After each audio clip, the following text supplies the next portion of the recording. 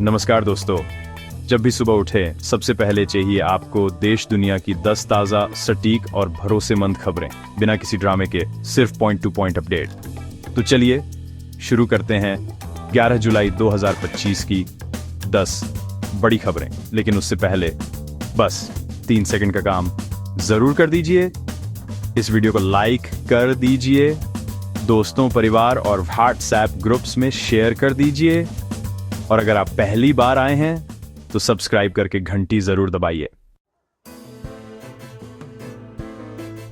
और अब आपका जी के दंगल सवाल। भारत में पब्लिक डिस्ट्रीब्यूशन सिस्टम की शुरुआत किस राज्य में हुई थी? पंजाब, केरल, बिहार या महाराष्ट्र? सही जवाब नीचे कमेंट में लिखिए। सही उत्तर पाने वालों को मिलेगा डिजिटल सर्टिफिकेट और अगली वीडियो में स्पेशल शाउट आउट। अब चलिए बढ़ते हैं आज की खबरों की ओर। सर 1, राजस्थान चूरू में वायुसेना का Jaguar fighter jet crash. Rajasthan के चूरू जिले के रत्नगढ़ इलाके में भारतीय वायुसेना का जगुआर लड़ाकू विमान आज सुबह प्रशिक्षण उड़ान के दौरान दुर्घटनाग्रस्त हो गया। दोनों पायलटों ने इजेक्ट कर बचने का प्रयास किया, लेकिन वे गंभीर रूप से घायल पाए गए और बर्बाद में से और चार की दौरान उन्होंने दम तोड़ दिया। दुर्घटना की जांच के लिए भारतीय वायुसेना का कोर्ट ऑफ इंक्वायरी गठन कर दिया गया है, जो क्रैश के तकनीकी कारण और अनुष्ठानिक प्रक्रिया की समीक्षा करेगा। दुर्घटना स्थल पर राहत बचाव कार्य जारी है। बढ़ते हैं अगली खबर की तरफ। 2, राजस्थान, भारी बारिश का अलर्ट। मौसम विभाग ने राजस्थान के भरतपुर, कोटा, जयपुर और बीकानेर संभागों में 10 जुलाई से भारी बारिश का ऑन रेंज अलर्ट जारी किया है। अगले 3 दिन में इन जिलों में बेमौसम मूसलाधार बारिश, ओलावृष्टि और आंधी तूफान की संभावना है। स्थानीय प्रशासन ने नदियों के किनारे किनारे रहने वाले लोगों को सुरक्षित स्थानों पर शिफ्ट करने के निर्देश दिए हैं।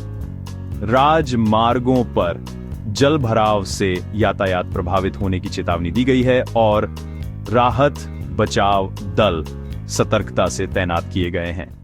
बढ़ते हैं अगली खबर की तरफ।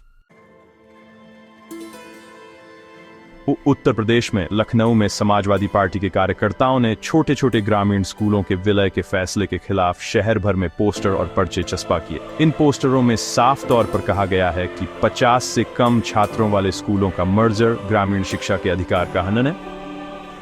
प्रदर्शनकारियों का ये भी दावा है कि विलय के बाद गांवों के बच्चों को दूर दराज के स्कूलों तक जाना पड़ेगा, जिससे उनकी पढ़ाई बाधित होगी।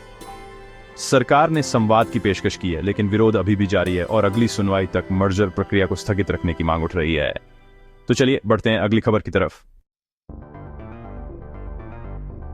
उत्तर प्रदेश में यूपी राज्य सड़क परिवहन निगम के मुख्यालय में आज से सभी कर्मचारियों के लिए बायोमेट्रिक उपस्थिति अनिवार्य कर दी गई है। देर से आने पर पहले चेतावनी दी जाएगी और फिर वेतन कटौती की कार्रवाई की जाएगी। इसका मुख्य उद्देश्य समय प्रबंधन में सुधार करना और गैर हाजिरी को रोकना बताया जा रहा है। स्टाफ यूनियन ने शुरुआत में इस पर आपत्ति जताई थी, लेकिन निगम प्रबंधन ने इसे पारदर्शिता बढ़ाने वाला कदम बताया है। आने वाले हफ्तों में पूरे विभाग में इसे विस्तार से लागू किया जाएगा। बढ़ते हैं अगली खबर की तरफ। मौसम विभाग ने उत्तर प्रदेश के बांदा, चित्रकूट, प्रयागराज, सोनभद्र, जालौन और हमीरपुर जिलों में 13 जुलाई तक भारी बारिश का येलो ऑन रेंज अलर्ट जारी किया है। संभावित फसल नुकसान, सड़क टूट फूट और लैंडस्लाइड जैसी स्थिति से बचने के लिए जिला प्रशासन ने राहत शिविर तैयार कर लिए हैं। एनडीआरएफ को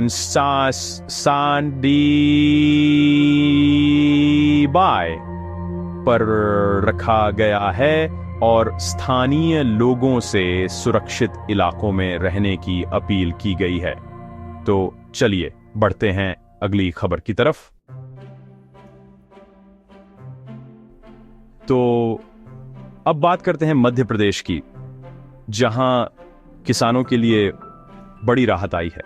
एमपी सरकार ने 35 लाख किसानों के 84 करोड़ रुपए के बकाया ब्याज और जुर्माने को माफ कर दिया है। ये राहत योजना अगले फसल सीजन तक जारी रहेगी।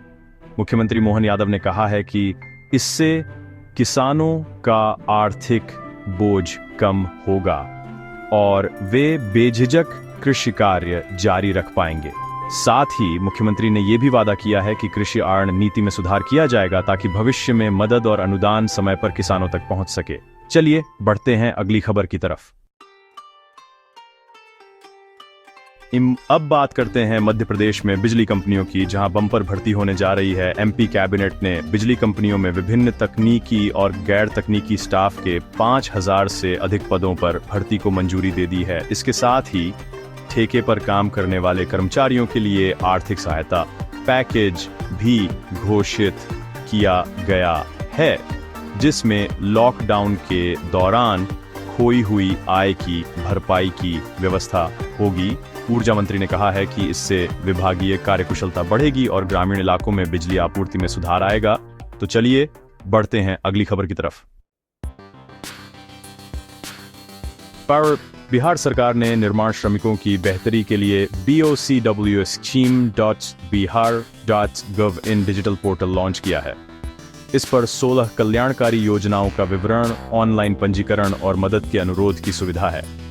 श्रमिक कल्याण विभाग ने बताया कि इससे लाभार्थियों का डेटा सुरक्षित रहेगा और पैसा सीधे बैंक खाते में ट्रांसफर होगा।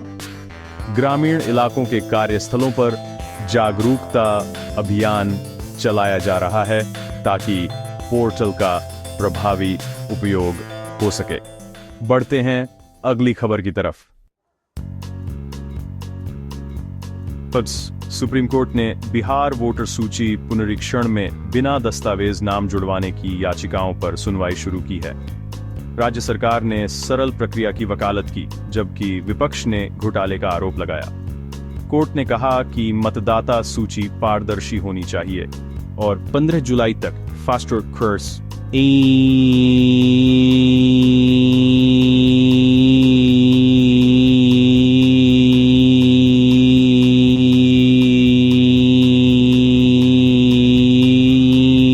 इस फैसले से लाखों नए मतदाताओं का भविष्य तय होगा। बढ़ते हैं अगली खबर की तरफ। प्रधानमंत्री नरेंद्र मोदी नामीबिया की यात्रा पर पहुंचे, जहां राष्ट्रपति कप्तान हिम्बिंगी ने उन्हें order of the most ancient welwitschia mirabilis से सम्मानित किया। दोनों देशों ने रक्षा, ऊर्जा और कृषि में सहयोग बढ़ाने के समझौते किए। मोदी ने स्थानीय उच्च न्यायालय में वर्चुअल संबोधन कर भारत नामीबिया संबंधों को नई ऊंचाई पर ले जाने का आश्वासन दिया। यही थी आज की सभी खबरें। धन्यवाद। तो कैसी लगी आपको ये खबरें? नीचे कमेंट्स में जरूर बताइए। अगर वीडियो पसंद आया हो तो इसे लाइक जरूर करें और शेयर कीजिए। और अगर आपने अभी तक सब्सक्राइब नहीं किया है तो जल्दी से सब्सक्राइब करके घंटी दबाइए। मैं फिर मिलूंगा ऐसी ही अच्छी और खास खबरों के साथ। तब तक के लिए जिया शिया जी।